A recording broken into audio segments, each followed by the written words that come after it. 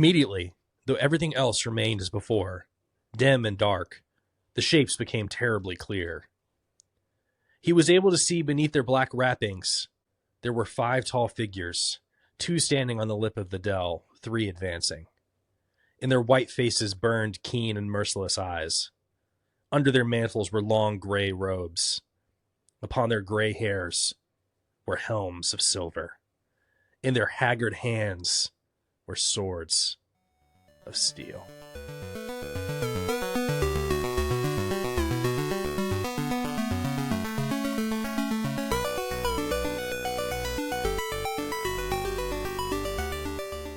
Welcome to the Wayward Wizards podcast.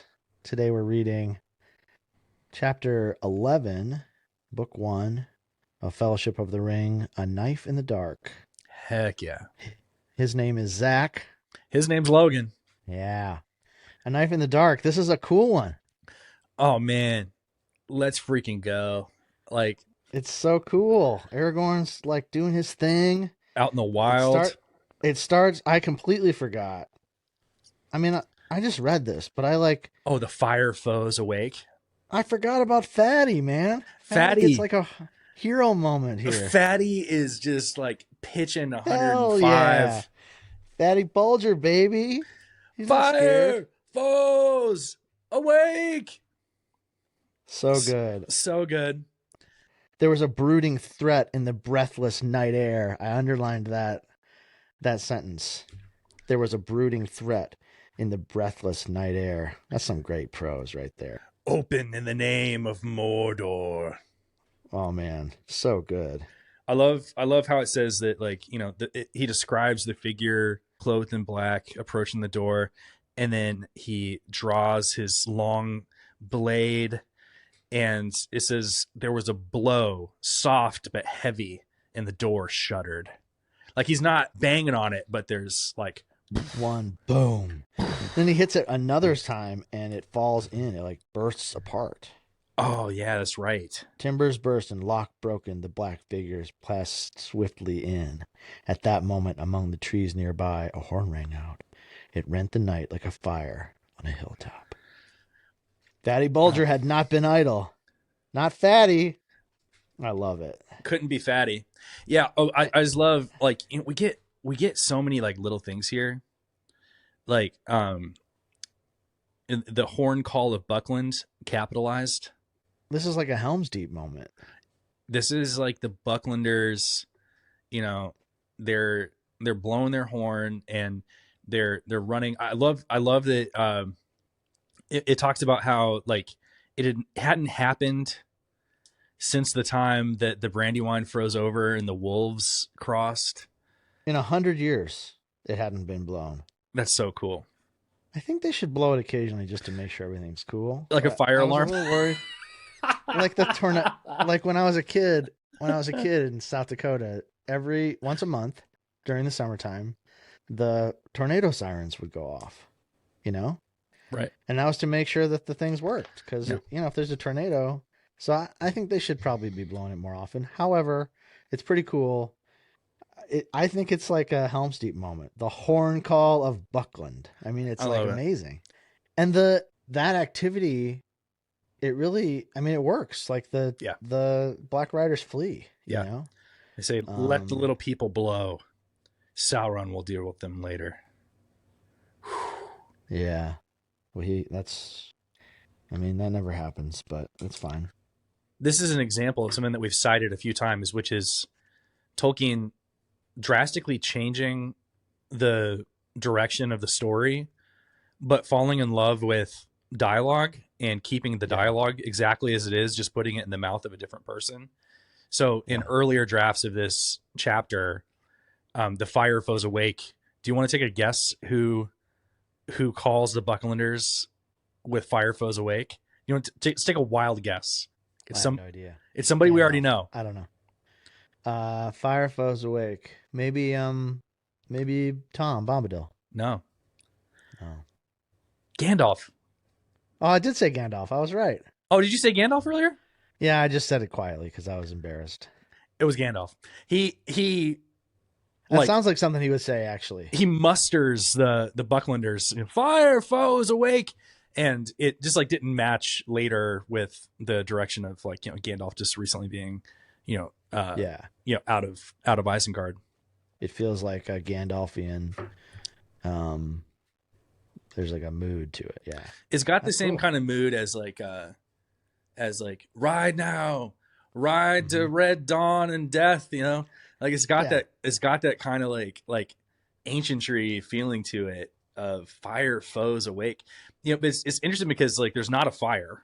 No, that's true. It's just like the thing that you say when you want to get people roused. Yeah, like get them moving. I love that the main horn gets echoed with other horns. So like people, like the alarm sort of goes out, through the whole community. And it seems like everybody is sort of activated, toward, even if they don't know what they're reacting to. Like they're all screaming fire. That's great. But then of course, like Frodo, he with his like a dream sequence, his like weird prescience again, he hears the horn blowing in his dreams, and then it like kind of like dissolves into a cock crowing. Which it really echoes like when he had the dream about Gandalf and the type of Isengard, and then he wakes up to one of the hobbits. Was it Mary with a candle and knocking on the door? It's like lightning and thunder, and it's a candle and knocking. Right. So this one dissolves into a cock crowing. They wake up and they find that the room that they would have been sleeping in has been just absolutely demolished. Mm-hmm. And so they're, they've been in the other room.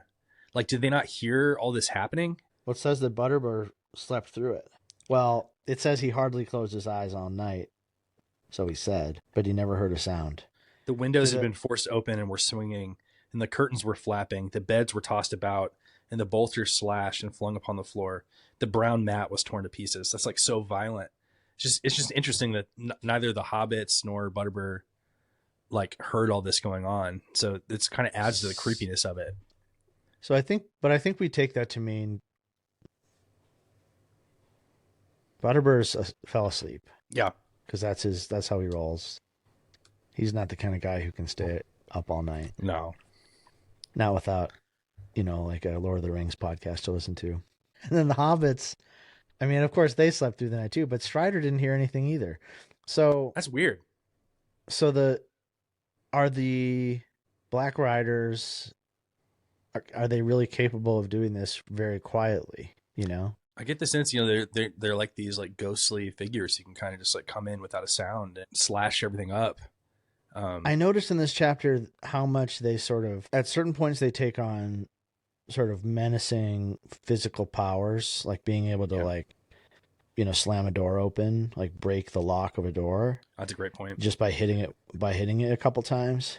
But then in this case, they're able to move really quietly. And then later on at Weathertop, they're almost more like shades or shadows than they are like people. And it's dark, I guess. But yeah, that's a great point. But it's not like they don't have a single way of kind of being. They kind of like fade in and out or something like that. That's a great point. So I sort of question like, what are their powers and like, how do they actually exist? We've talked about how far they are from Mordor and that kind of diminishes what they're capable of. Yeah. But it seems like at certain times they're able to be pretty physically menacing and others they're not. So yeah. That's a good point. We'll have to definitely like kind of bookmark when we get to, there's a description, like I was actually surprised at how descriptive Tolkien was about their nature. It's on page 189 in my edition. So we'll definitely like get to that. Cause I mean, he talks about like not only how they look, but also like how they perceive the world and all kinds of things. Interesting. Yeah. Interestingly, again, there's another mention of going to the moon, which I hadn't clocked. Where was that? Well, so they find out that their ponies have been stolen. Right. And that's catastrophic because they have this huge journey ahead of them. So like the stable doors are open and all of Mary's ponies are gone, which also they're all Mary's ponies, which kind of Signals that Merry is wealthy. So he owns got the funds to buy a bunch of ponies. Yeah, and it's a horrendous calamity to happen, to lose all your ponies, because the journey to Rivendell is so far, right. And they don't know if they can carry the amount of food that they need for like at least a 2-week journey to get to Rivendell. And it says, Frodo was crushed by the news. How could they hope to reach Rivendell on foot, pursued by mounted enemies? They might as well have set out for the moon. Oh, yeah, interesting. And earlier, Sam said of following Frodo, like, I would follow him if he went to the moon. So it's, the moon is held up as like this impossible thing to reach, which, yeah. Not in America, it's not. Sorry for everything bad we did, but going to the moon was pretty awesome. It was pretty. But Aragorn is like, how much are you willing to carry on your backs? And I love that. Pippin, with a sinking heart, says, as much as I must, trying to show that he is tougher than he looked or felt, which he's the youngest of the group. And so you can just feel for this short little guy being like, I can carry as much as I need to. And then Sam being like, I can carry enough for 2. Yeah, I'm tough. So there's definitely still a little bit of distrust between Sam and Aragorn. Like he's trying to show that he's tough. And we had Aragorn making fun of Sam last week, not only like saying like, hey, I could pull this sword out and strike you down right now. Yeah. Like if I wanted to kill you, you'd be dead. But he also does the, like you said, the kind of condescending, as long as it's okay with Master Samwise. And so I think there's probably still some, and like towards the end of this chapter, when Aragorn goes to pursue the Black Riders, it says that Sam assumed that Aragorn was like going to join them. Yeah. So there's still a lot of distrust between Sam and Aragorn, which I think is worth noting. Yeah, he's a skeptical. He's pretty skeptical of anybody outside of their party. I really appreciate Pippin's courage. Yeah. As much as we must. It says that he says it with a sinking heart, but it doesn't say that he says it in a sort of timid way. No, or even in a complaining way. Yeah, he's like, we're going to do this, but he's also like, I mean, that shows how much courage he has, because he's really not excited about. No. Yeah, and that's one thing I never really appreciated. Whenever you're reading adventure stories and they're walking really long distances, like that's just miserable. So that's how much weight they lose later on in the chapter too, that Frodo already. Yeah. It's a little, he says he's like wasting away. Yeah, no kidding. Yeah. He says, I have to be careful or else I'll become a wraith. And Aragorn scorns him. Well, we'll get there. We'll get there. I also like that within the space of a page, Aragorn says that we'll have to leave at once. Never mind about breakfast. Yeah. A drink and a bite to eat will have to do. So no more hobbitry. Yeah. But then it turns out, here's a crumb for comfort, says Merry. And more than a crumb, I hope. We can have breakfast while we wait and sit down to it. Let's get a hold of Nob. That's great. So even though Aragorn's like, we got to get going. It's like, the ponies are gone. It's like, well, I guess we can have breakfast. It's like, well, yeah, small favors. I mean, one, we were sad about missing breakfast, so it's not all bad. It's not all bad.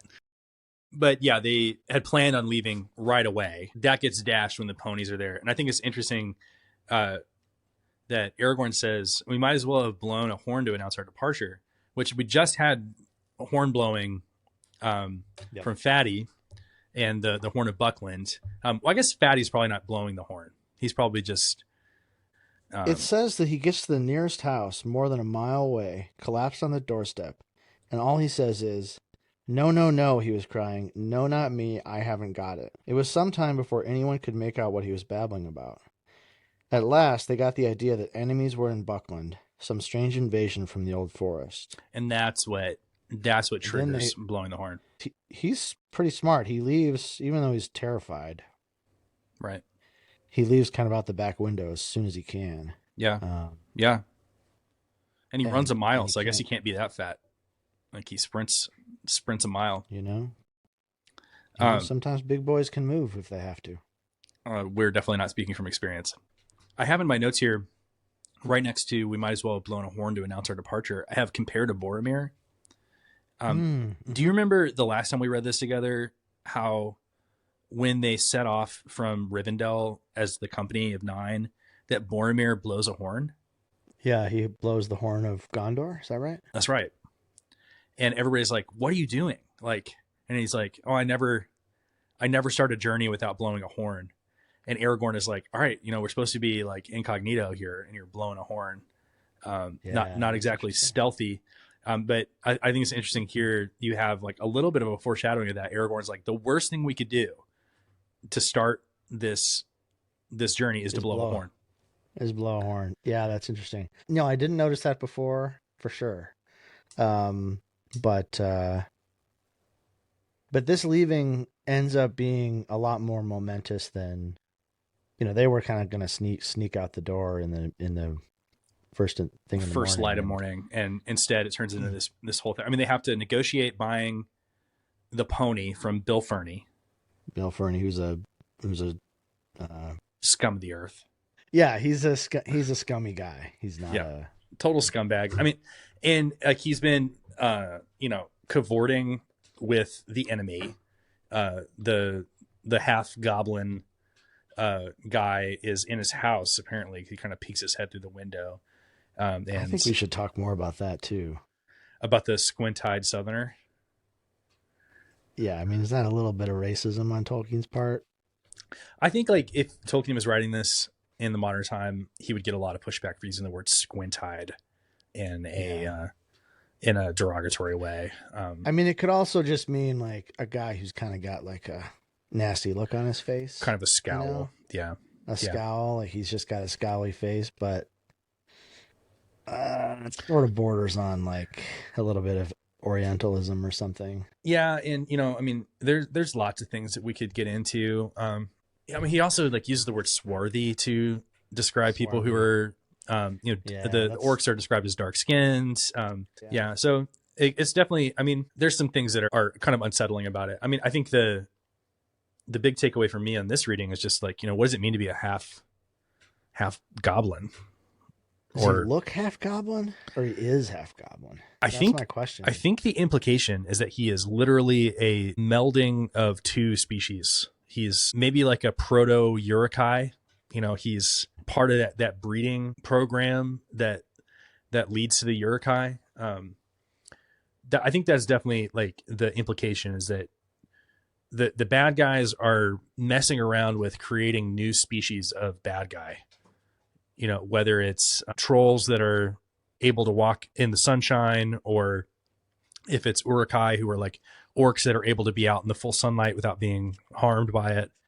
I want to acknowledge that that's a legitimate reading, a possible reading. Yeah. But I think it's wrong. Because here's why. We're told Frodo saw a dark, ill-kept house behind a thick hedge, the last house in the village.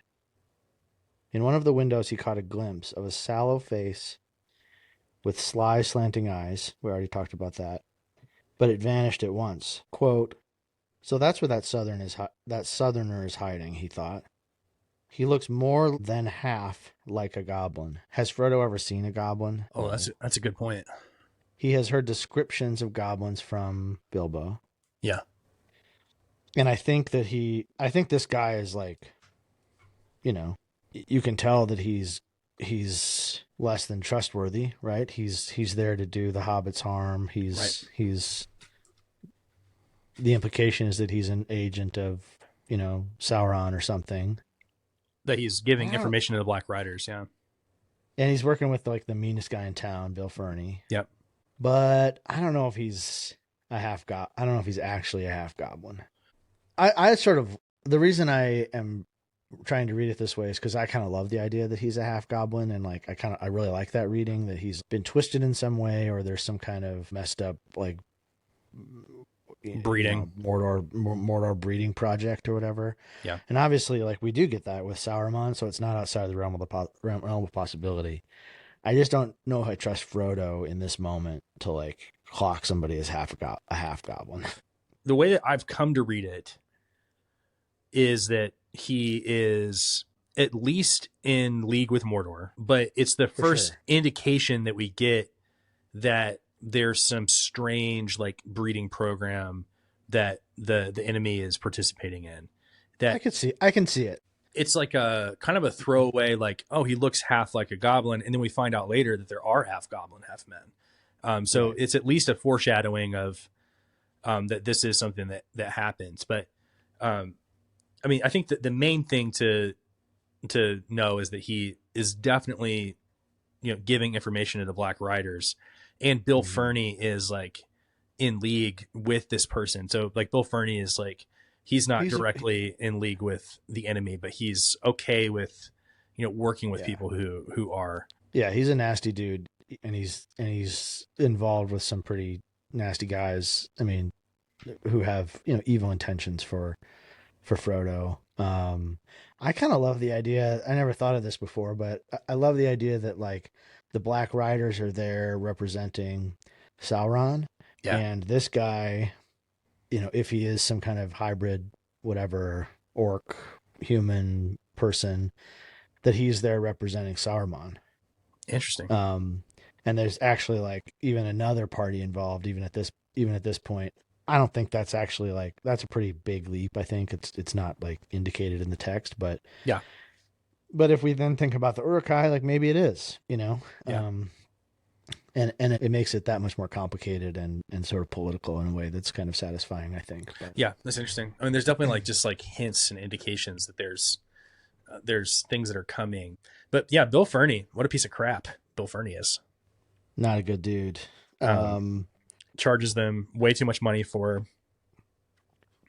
this half-starved horse. 5 times as much as the horse is worth, or the pony is worth, something like that. And Mr. Butterbird, this is a Menchie thing. Mr. Butterbird paid for it himself and offered Mary another 18 pence as some compensation for the lost animals. So he takes, responsibility for the animals being lost because they were lost in his stable, I guess. Yes. I don't think he had to do that, but the worst part is that he was cheated by Bill Fernie. Yeah.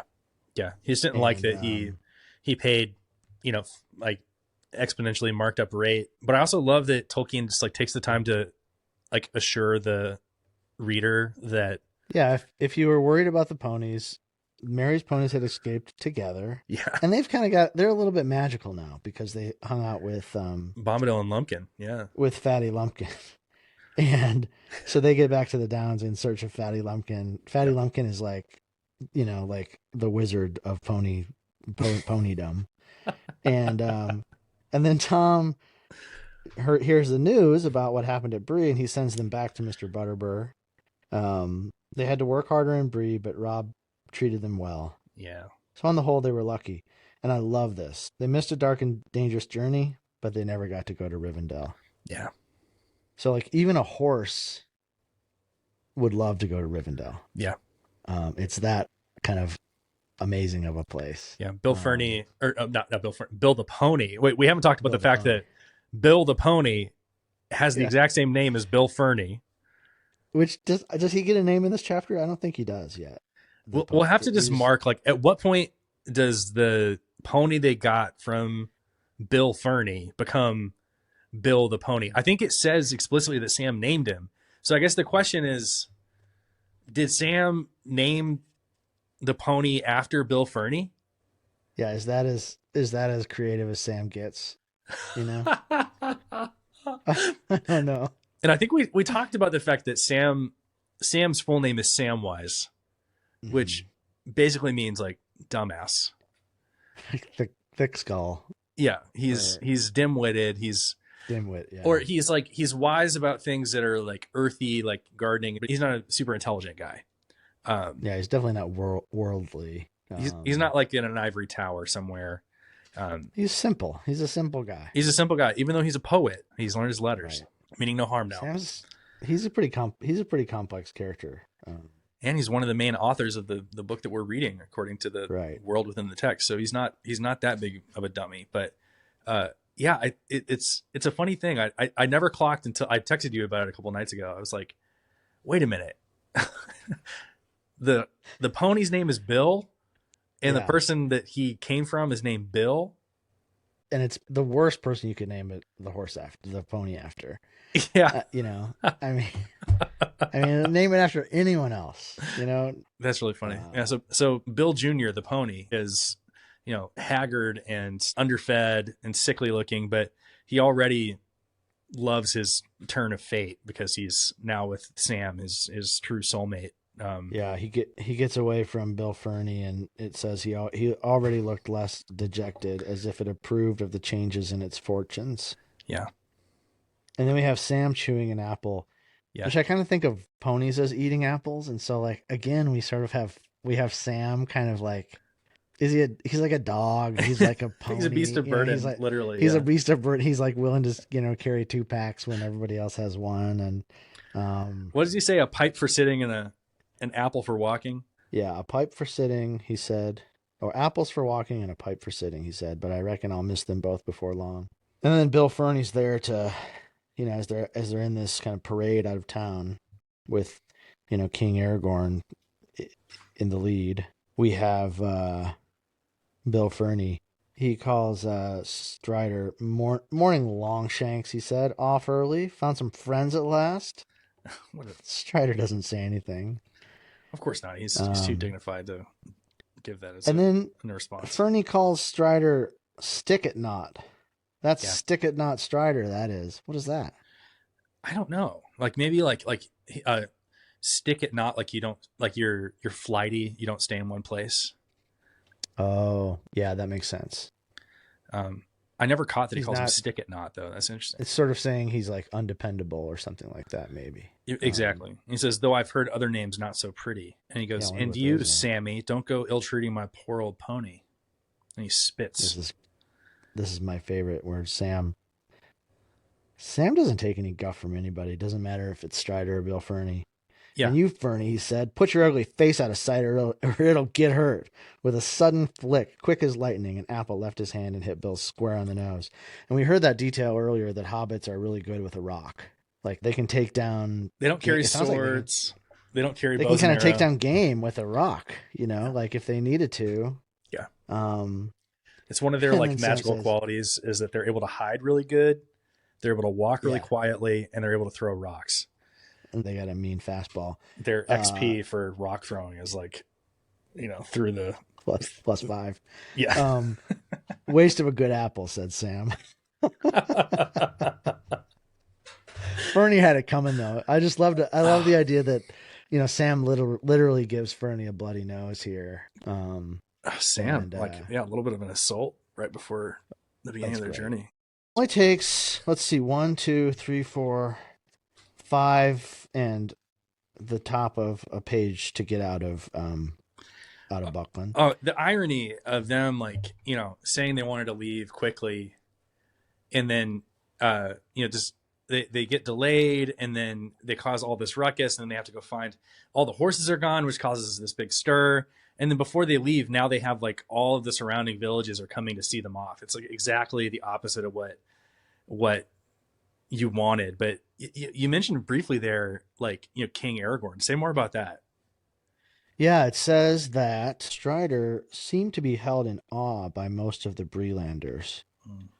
And those that he stared at shut their mouths and drew away. Yeah. He walked in front with Frodo. And then we get this procession. Next came Merry and Pippin. And last Sam leading the pony, which was laden with much of their baggage as they had heart to give it. And so I sort of imagine both sides of the street lined with people, as well as people up in the second stories hanging out of windows. Watching the whole thing go down. And to me, and this is the first time that I had this thought, but to me, Aragorn's kingship is sort of apparent to even in his guise as Strider to the people who see him. And he's at the lead of this procession out of town, or this parade out of town. Yeah. As they go off on their quest, they don't blow a horn, but they could have, right? Yeah. And so, I think it echoes the time in Return of the King where, he's the king that returns. And in fact, when they make their stop at Butterbeer's inn, there's such great symmetry here. Like Butterbeer's like, I hate to see you go under these circumstances, and Frodo's like, I hope that I can come back, and there's nothing more that I would love than to like stay in your inn in peace. And like we get that at the end. But yeah, there's lots of good symmetry there where they do get that time of peace in Butterbeer's house. Mm-hmm. And when they tell Butterbeer that the king is coming back and he's going to be like essentially processing through their streets, Butterbeer's like, oh, that's amazing. Like, can't wait. And they're like, and you've met him. And he's like, what? I've met this. They're like, yeah, his name's Strider, but his true name is Aragorn. And he's like, what? Like you can't, like he's that like dumbfounded, like that guy. But there's so much distrust of Aragorn, among, the common folk here, but even the people who distrust him, they can't help but recognize his power. He's able to shut them up just by looking at them. It's pretty powerful stuff. Yeah. Yeah. It's cool. So they finally get out of town. Yeah. They finally start. One thing that I just noted about this is that when we were in the Barrow Downs, we talked about how it really only been like the whole story had really only been like a couple days. Like it was a really short amount of time. We're coming up to some pretty big jumps in time here where the narrator will just kind of like drop like, okay, it's been 6 days now since they left Bree. And that happens in the book now much more consistently, where a couple weeks of walking will go by and there's not really much that's talked about. You just know that they were just trudging along for a couple weeks. But they make up a bunch of ground here. Because it's a long journey. So if we were moving at the pace that we had been moving on the road to Rivendell, the length of the book would just get even bigger than it already is. But Strider, he's confident. He's taking a shortcut off road to get to Rivendell. And Pippin's like, oh my God, no more shortcuts, please. Like, the last shortcut. The last shortcut was anything but a shortcut. The last shortcut we took was terrible. But Strider's like, my cuts, short or long, don't go off course, which is pretty. Don't go wrong. I love that. That's pretty awesome. But it's not easy going. I mean, they are getting bit up by bugs. Tolkien is very impressed with his naming of this area where all the midges are. The Neekbreaks. Midgewater Marshes. He says it here. Yeah. And then he says it again that they're drawing near to the Midgewater Marshes. Yeah. And then Pippin cries, Midgewater. Yeah. There are more midges than water. Yeah, I mean, midge is like just like a tiny little bug, like a bug, or like a I think of a mosquito sort of. Yeah. That's not exactly what a midge is. Midge is more like a biting fly, I think. But, but annoying. Like we all know that feeling of walking and just being swamped by. It's the worst, and getting bit like that, and then it itches later on. It's terrible. But it seems like they're in this area through these marshes for like a couple days of walking. Yeah. And they even have to sleep there. I love this detail about what Sam calls the Knickerbreakers. Yeah. It says there are also abominable creatures haunting the reeds and tussocks, that from the sound of them were evil relatives of the cricket. Evil relatives of the cricket is so good. There were thousands of them, and they squeaked all around. Neek, breek, breek, neek, unceasingly all night, until the hobbits were nearly frantic. They can't even it's like driving them nuts. But they do leave the Knickerbreakers behind, and I love that Sam names them the Knickerbreakers. Yeah, it's so great, and it's such a he can't come up with a name for his pony other than Bill. He names the pony Bill, which is a good name for a pony. I think it's a great name for a pony. It's kind of like when you meet a dog with like a human name. I always thought Jeremy was the funniest name for a dog, or David. Yeah, David. David would be a great name for a dog. My dog's literal name, and we didn't name him this because he was adopted, is Lawrence. Yeah, that's a hilarious name for a dog. It's hilarious. But Bill for you pony. Call him Larry? No, we never call him Larry. We just call him Lawrence. Lawrence. I mean, but then Sam comes up with this great name, Knickerbreakers. Oh, so he's not as dumb as he seems. No. We got to be nicer to Sam. Apart from Fatty Bolger, I think we can both agree that Sam is probably our favorite character. So I love Sam. We're not throwing shade on Sam, but he's not the smartest. No, it comes from a loving place. But then they right after this, they start to see Weathertop in the distance. Now, okay, why are they going to Weathertop exactly? Like that's one question. Like, maybe the logical place that Gandalf would meet them.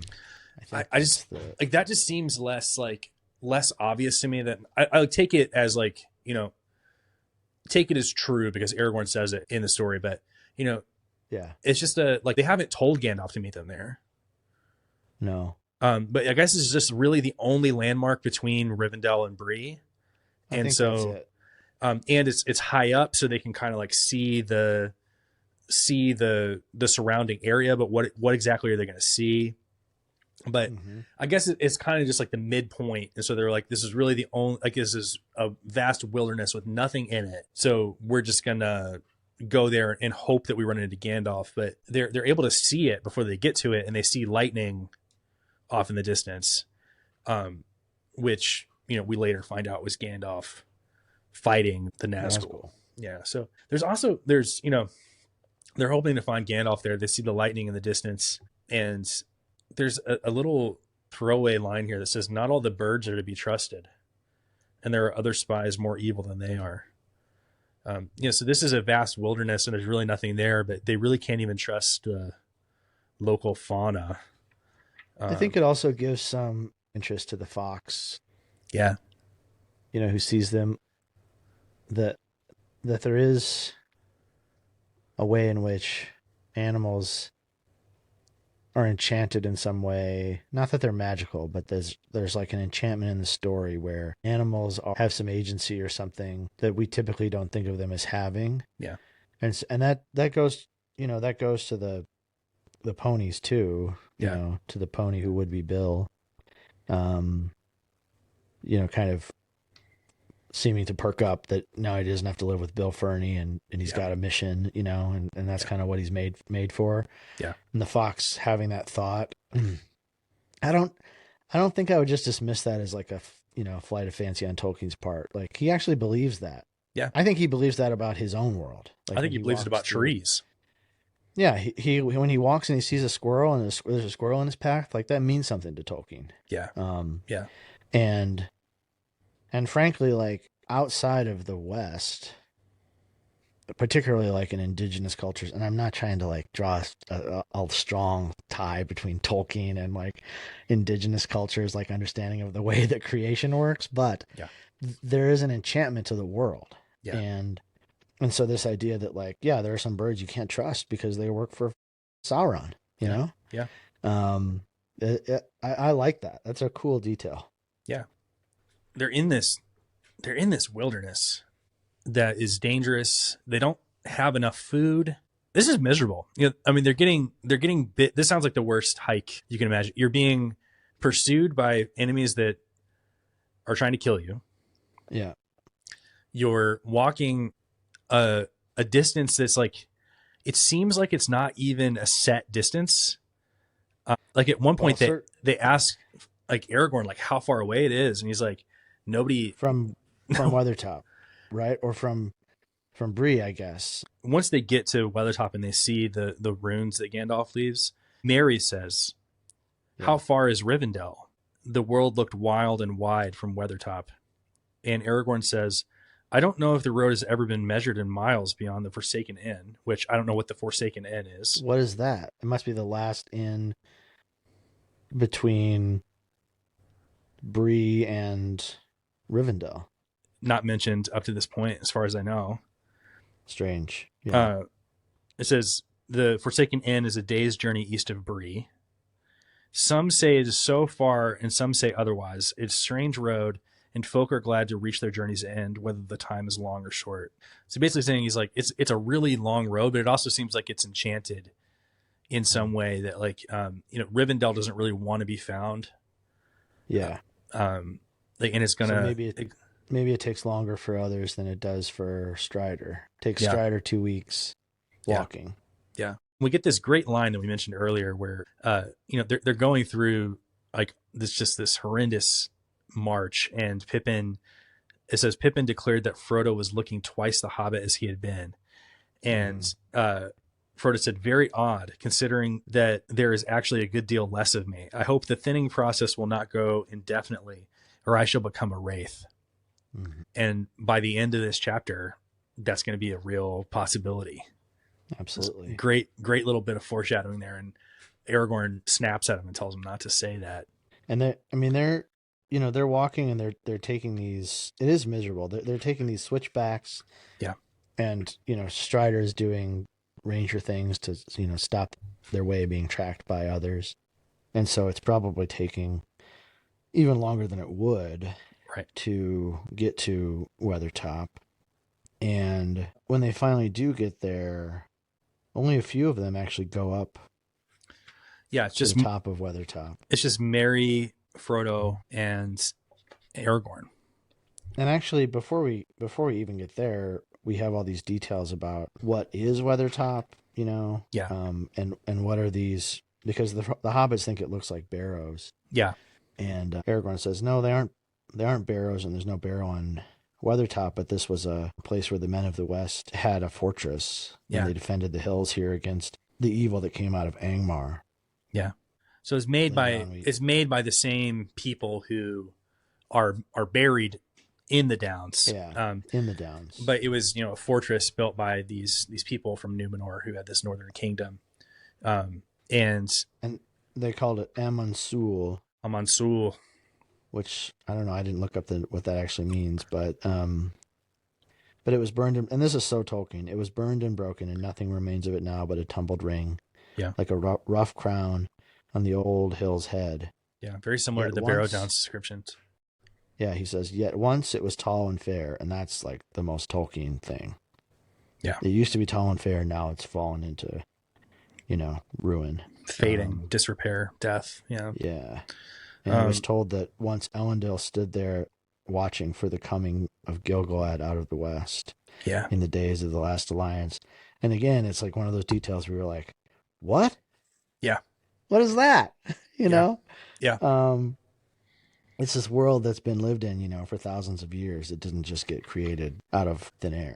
There are two stories that they tell in this chapter that are stories that get fleshed out in much, much greater detail in the Silmarillion. Yeah.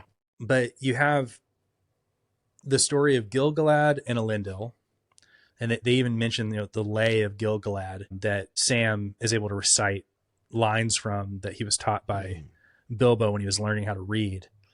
And that is a story of the Second Age. And then we have the lay of Luthien, Luthien to Nuviel.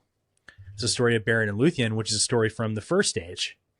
And for 30 years, the only versions of these stories that we would have before the Silmarillion came out was in the Lord of the Rings. But the sections of the story that we get, there's such a sense that they are like fully fleshed out stories in Tolkien's mind, but we only get, it's like we're looking at it through a keyhole. Mm-hmm. We only see like a small sliver of it.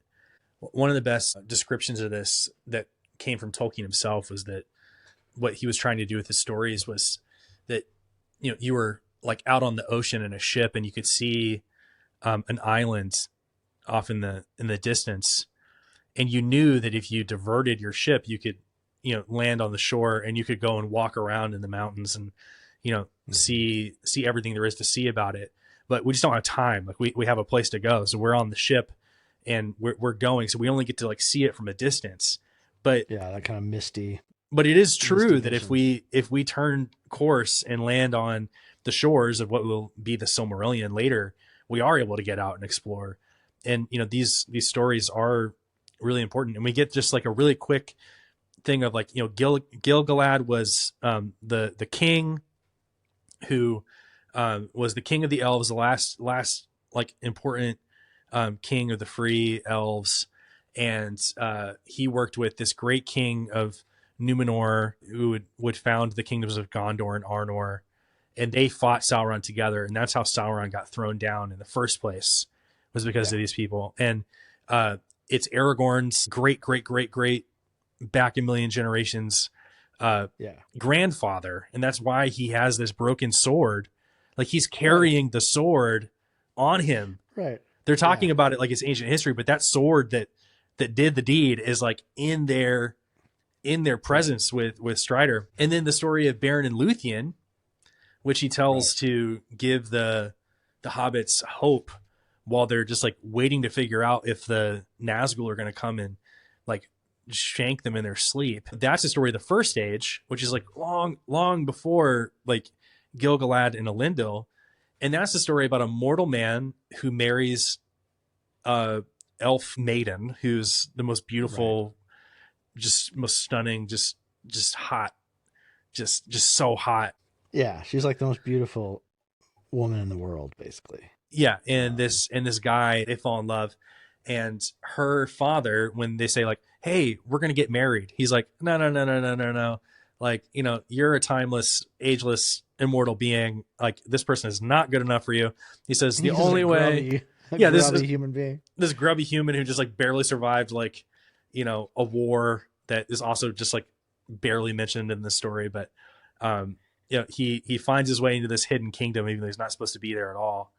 And he's like, you know, we're not even supposed to be like talking to these people, much less like letting you get married. So he's like, all right, I'll let you marry my daughter if you go into the fortress of Satan and steal a Silmaril from his crown, bring me back one of those, and then that will be the bride price for my daughter. And of course the story is that they actually do it. They break into the fortress. Luthien dances and puts the devil to sleep, and Beren is able to use a magic knife and cut the Silmaril from the king's crown. But in the process of getting the Silmaril, Beren dies, and so Luthien decides that she is going to take on a mortal life, and she dies as well. And the gods are like the Valar are so moved by this act of sacrifice that they give them a second life, and they are able to walk Middle Earth together as a couple. But like, what a weird thing to like put in the middle of this story. Like you know what I mean? Like in this chapter, like what a strange digression. Yeah. To give these like Silmarillion bits, like. I think on a practical level, he's just like, okay, Silmarillion, never going to get published. This is my chance. Right. I have these like Lord of the Rings level thought out stories that I'm never going to get published. So I'm just going to put them in chapter 11 to add a little bit of depth. But there's a lot of meaning in this. I mean, obviously Aragorn is the grandson of Elendil, and he's carrying the sword that defeated Sauron the first time. Mostly defeated Sauron the first time, but he's also a man who's in love with an elf woman. Yeah, it sets us up for, you know, for the relationship between him and Arwen. And I think that's worthwhile. It also works with the kind of way that, you know, these stories continue to kind of rhyme throughout history in Middle Earth. Yeah. And I think that for people who really love Lord of the Rings, this is the stuff that draws us in. Yeah.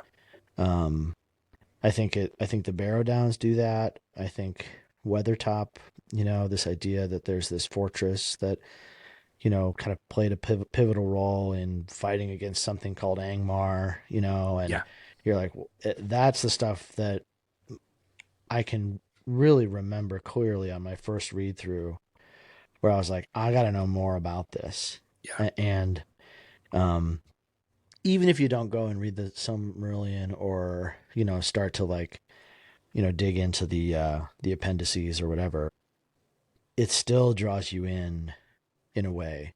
Yeah. It doesn't draw everybody in. I think some people are like, what is this? Like I'm kind of in between. Like when I was a kid, I like distinctly remember my eyes like glazing over this part of the page and being like, like, all right, get to the part where he gets stabbed, because I knew it was coming. Right. Like get to the part where he gets stabbed. Like I don't understand any of this stuff. You might as well be speaking like, you know, Greek. You know, but I also remember like when I first tried to read the Silmarillion as a kid, like being completely overwhelmed by the story in a similar way and just being like, this is impossible. for me to read Yeah. and comprehend and understand. And I remember somebody pointing out like, oh, you know that like the Silmarils and Beren and Luthien and all that are in Lord of the Rings. And I was like, no, they weren't. Right. When you're looking for it, it's there. And once you already Right. know the story, it's just infinitely more impressive just how consistent it is when you find it in the story that you know really well, which is just a very different story, but it's not. I mean, like when Sam and Frodo are on the fields of Mordor going towards Mount Doom, Sam says like, hey, do you remember like when Aragorn told us the story about how Beren stole the Silmaril from the crown of Morgoth? Like it gets referenced. Like we're still in that same story like right now. Yeah. Like we're still in that same story, and I wonder how people will remember us. And that's what makes Lord of the Rings so great. Yeah. And I think, you know, even though people get on Tolkien's case about needing an editor or whatever, the first book, you know, and I understand it's supposed to be one book, whatever, I get it, but this is only 398 pages. Yeah. It's not, by today's standards, it's not. And there are books, you know, that come out that are 1,000 pages. Yeah. And it's like, and it's not even a complete story. And it's not exactly, and it's part of like a 6 book series. And I actually think there's a lot of economy happening here, and he's just packing it in to a chapter that, I mean, these chapters are, you know, between 10 and 15 pages long. I actually think it's pretty remarkable how much he is able to evoke in here, and how, I don't know, how lived in and alive the story feels because of it. It's a great experience reading it, I think. We had the conversation about how far away is Rivendell. It's a fortnight. They're kind of freaking out about that. Right. And they finally get to the top of Weathertop. They take a look around. They find a rune that they think might be left by Gandalf. Yeah, a rock with a rune on it that is, you know, potentially written by Gandalf. It says G3, which means it might have been October 3rd that he was there. Yeah, and that was three days ago, and he must have been in a hurry or in some danger because he didn't write anything longer or plainer. So we have to be wary. Then they see black shapes off in the distance. Yeah. And Strider throws himself down, and later on he'll sort of chide himself for being so careless of just, you know, standing on top of Weathertop where anybody could see them from far off. Yeah. And that's just Merry, Frodo, and Strider on the top of Weathertop. Yeah, and Sam and Pippin are basically making a camp, and they find tracks, and they find a pile of firewood. So they're like, you know, someone has been here. Yeah. Aragorn does his like sleuthing, his like tracker Sherlock Holmes thing, and he's like walking around. And he's like, you know, this is where some rangers were, and this is how they leave firewood for themselves. He says there were some heavy boots. It's unclear whether that is Gandalf or Black Riders. Yeah. They kind of settle in for the night. And he decides we might as well make camp here because anywhere else we go, we're going to be seen. Yeah. So let's make camp here. And we've probably already been seen because we were. Yeah. And there is a good detail here where Merry says, "Can the rider see?" Yeah. And then we get, he doesn't say sniffing, but I mean, they seem usually to have used their noses rather than their eyes smelling for us. Yeah. If smelling is the right word, at least in the daylight.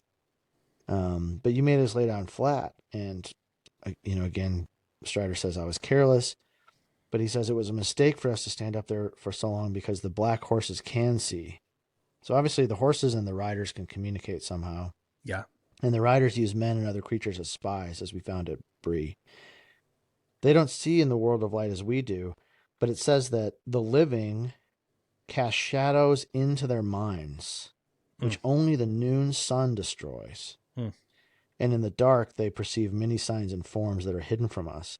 So they live in this wraith world. Yes. Or some kind of in-between, something between living and life and death. A spiritual realm that we can't see. and they can smell the blood of living things. Holy crap. That is so scary. Yeah, which they desire and hate. And then, of course, we've learned that the ring draws them. So we get a ton of information about the Black Riders here. Almost nothing up to this point. And then it's like, they don't see like we see. They smell. They can't see blood. They talk to their evil horses. They can smell blood. The ring draws them like a beacon. And Frodo's like, "What the?" Yeah, it's like the ring draws them. Nobody told me that. Oh man! And yet, even as like terrifying as this is, Frodo says, "Is there no escape? If I stay here, I draw them. If I move, I'll be hunted." Strider says, "There is still hope. You are not alone." And then fire is our friend in the wilderness. So actually lighting a fire, having a meal, and telling inspiring stories. Telling inspiring stories is the thing, again, that's going to save you.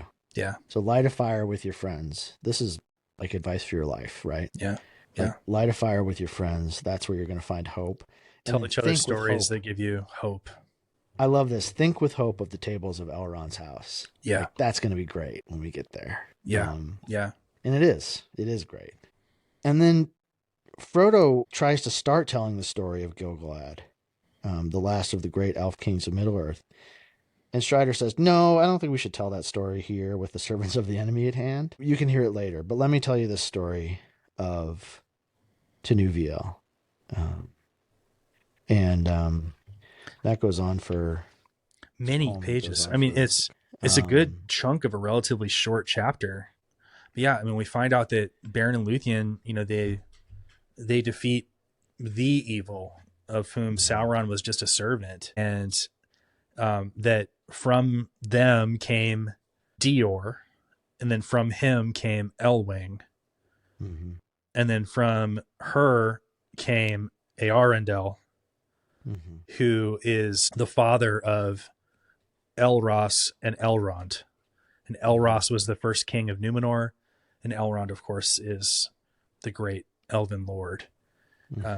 So it all comes together. And of course, Elrond has a daughter named Arwen, who will be Aragorn's wife. And similarly to Beren, who was given an impossible task as a bride price for Luthien by her father Thingol, we find out in the appendices that Aragorn asks if he can marry Arwen, and Elrond says the only way that you would be good enough to marry Arwen essentially is to be the king of the combined kingdoms of Gondor and Arnor in the north. And that's exactly what he has to do. He had to become the High King is what he has to do. So it's kind of a similarly impossible task that he's given to marry Arwen. Lots of great symmetry here. So we get all that, and then at moonrise, at the Black Riders come. It says, all seemed quiet and still, but Frodo felt a cold dread creeping over his heart, now that Strider was no longer speaking. And we get that detail earlier, too, that when the Black Riders are nearby, you'll get a bad feeling, essentially. Yeah. And Sam says, "I don't know what it is," he said, "but I suddenly felt afraid. I durst go outside this dell for any money." For any money. Yeah. I felt that something was creeping up the slope. "Did you see anything?" said Frodo, springing to his feet. So this does not happen on top of Weathertop. It happens. So that's the confusing thing. I think it's once again, the movie is so burned into my brain. They wouldn't be camping on top of Weathertop because then of course they'd be seen. Yeah. So once again, Tolkien's logistical mind prevents him from doing something like that. Like, of course they wouldn't be like right in the top of a hill where everybody could see them from miles around with a fire. Yeah. Also, like another comparison to the movie, in the movie, they start a fire and Frodo's like, "You fools." Yeah, put it out. But Aragorn says, "No, start a fire and keep stocking it with wood because that's going to keep us safe." Yeah, this fire, they fear fire. And I do think it's interesting. I want to point out that in the bit that I read just a second ago, All seemed quiet and still, but Frodo felt a cold dread creeping over his heart now that Strider was no longer speaking. It seems like the moment that they come is the moment that they stop telling each other the story of hope. Mm-hmm. And so it seems like Aragorn like understands that like hope is a deterrent to this enemy more than anything else. And it's the moment that they stop telling the story that the evil is able to come in. And I think that that's definitely that kind of shows Tolkien's philosophy a little bit. Like there's a reason why we tell these stories to each other, and it's to actually ward off evil. But they come, and it says that they're so black that they seem like black holes in the deep shade behind them. They're so dark that they're darker than the night. And Frodo starts to have a feeling like he needs to put the ring on. Sudden temptation to put on the ring. The desire to do this laid hold of him, and he could think of nothing else. And it says that it's not like he loses his mind. He doesn't forget the barrow or the message of Gandalf, but something seemed to be compelling him to disregard all warnings, and he longed to yield. He's not even he doesn't say he's trying to escape or do anything. He just had to put that ring on. Yeah. And he does struggle against it, but it's like impossible to resist. And at last he slowly drew out the chain and slipped the ring on his finger of his left hand. Then we get this frightening description of the sort of full image of the Black Riders. 5 tall figures, 2 standing on the lip of the dell. They have white faces, merciless eyes. They're wearing robes. They have gray hair with helms of silver, and they have swords. They have haggard hands. Their eyes fell on him and pierced him first. So he gets pierced, that there's like a double piercing of the eyes before the piercing of the knife. Him. He draws his own sword. We get this really cool detail about the sword, that the sword seemed to flicker red as if it were a firebrand. Right. We talked about the swords, potentially being described as red because they're made of bronze. Right. But it also seems as if in this kind of wraith world that he enters when he puts on the ring, that it has some magical quality to it. Yeah. Which obviously becomes pretty important later on. Right. And he, later he'll have Sting, but for right now he has one of the swords from the barrow, which is the same sword as Merry and Pippin and Sam have, right? Exactly. And that's the only sword that can really defeat these people, especially the Witch King later. But it checks 2 of them.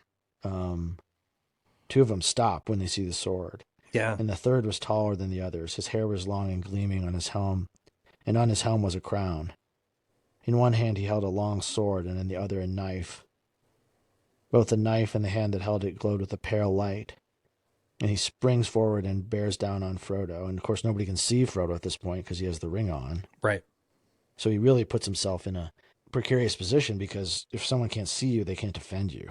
Right. And he can be seen even more so by the wraiths, or by the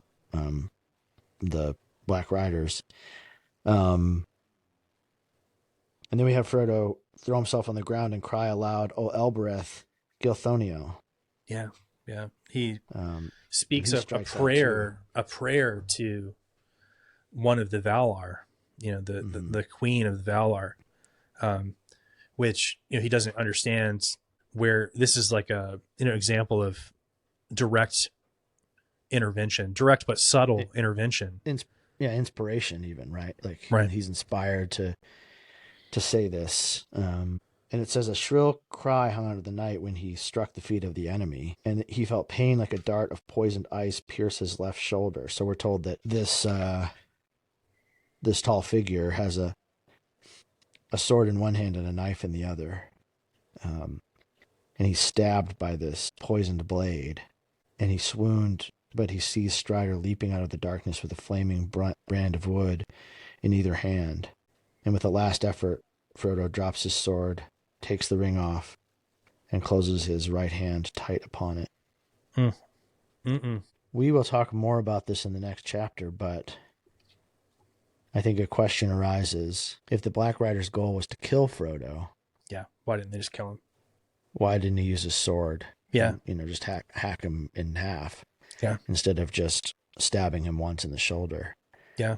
And I suppose we could argue that, Aragorn stops him from doing more damage, but we get a better description in the next chapter about what actually happens from this poison blade, being stabbed into his shoulder. Yeah. I mean, Frodo says earlier, if I get any thinner, I'll become a wraith. And Aragorn's like, that's the worst thing that can happen to you, bro. Don't say that. And, we find out that that's basically exactly their plan. There's a line in, I believe it's in The Shadow of the Past, when Frodo asks Gandalf, like, why would he want slaves of the hobbits? And Gandalf's like, oh no, like that, nothing would make him happier than to have the free happy folk of the Shire become his slaves. And it seems like, the servants of the enemy, rather than just hack him in half, they would rather have him be a slave.